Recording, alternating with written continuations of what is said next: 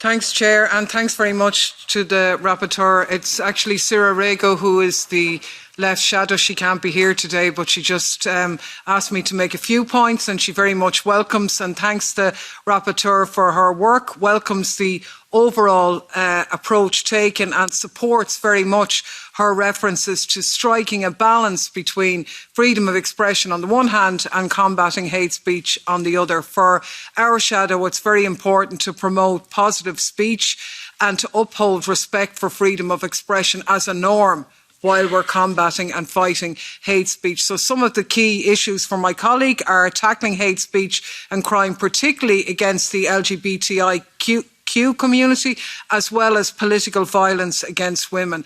This is often dismissed as sort of the cost of doing politics, but that absolutely doesn't take into account sufficiently how damaging it is and how much it sets back the role of women in politics. I suppose for myself, just to add, I get very nervous when the Commission talks about criminalising anything, particularly when we move to talk about criminalising something which is protected as a fundamental right, which is freedom of expression. We have to be very careful in that regard. Now, I fully accept that hate speech is incredibly damaging. We're absolutely correct to denounce it. It can be and is used as a weapon against those who can least defend themselves, and we absolutely have an obligation to stop it from happening.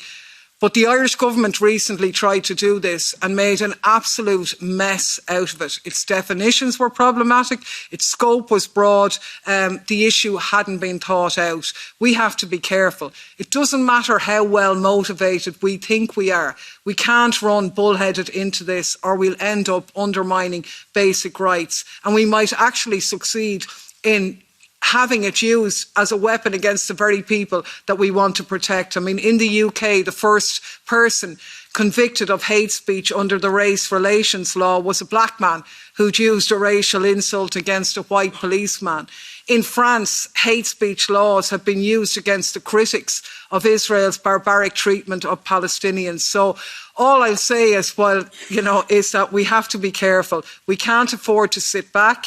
Just because our intentions might be good, good intentions are never enough, so we must proceed with caution.